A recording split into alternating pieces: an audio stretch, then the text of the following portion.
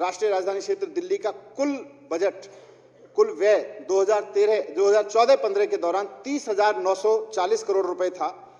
मैंने जून 2015 में 41,149 करोड़ रुपए के अनुमानित व्यय के साथ अपना पहला बजट पेश किया था और मुझे खुशी हो रही है 2022-23 के लिए 75,800 करोड़ रुपए का बजट में यहाँ पर प्रस्तावित है।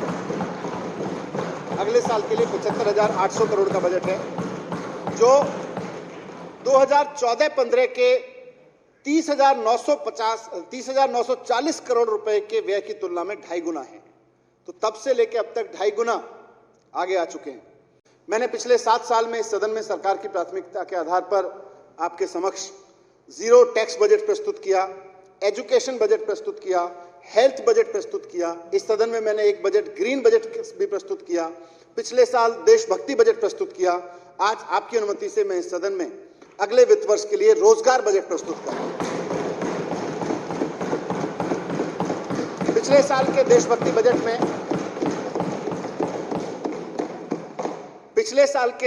बजट में आजादी के 75वें वर्ष में इस सदन के समक्ष दिल्ली सरकार की ओर से संकल्प प्रस्तुत किया गया था कि हमें दिल्ली की अर्थव्यवस्था को बहुत समझदारी से, बहुत दूरदर्शिता से उस तरफ लेके जाना है कि भारत जब आजादी की 100वीं वर्षगांठ मना रहा हो 2047 में, तो भारत की राजधानी के लोगों की पर कैपिटा इनकम 2047 की उस वक्त की सिंगापुर की पर कैपिटा इनकम के बराबर होनी चाहिए। ये हमने आजादी के 75वें साल में यहां सपना देखा। इस मुश्किल लेकिन संभव लक्ष्य को हासिल करने के लिए कुछ योजनाएं तो मैंने पिछले बजट में लाया था। 2047 तक दिल्ली वालों की आय को सिंगापुर के वालों की उस वक्त की आय के बराबर ले जाने के लिए सबसे महत्वपूर्ण कदम है कि हमारे अधिक से अधिक दिल्ली वासियों के पास एक सम्मानजनक रोजगार होना चाहिए, उनके पास एक जॉब होना चाहिए। इसलिए इस बजट में और 2047 को देखे गए सपने को पूरा करने के पहले कदम के रूप में मैं इस सदन के समक्ष रोजगार बजट आज प्रस्तुत कर रहा हूं। इसका नाम है रोजगार बजट।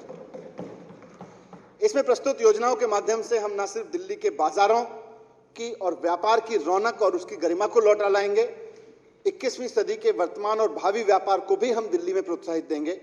और इन सब प्रयासों से जो मैं इस बजट में रखने जा रहा हूं, इन सब प्रयासों से अगले 5 साल में दिल्ली में कम से कम 20 लाख नई नौकरियां पैदा होंगी। 20 लाख नई नौकरियां पैदा होंगी।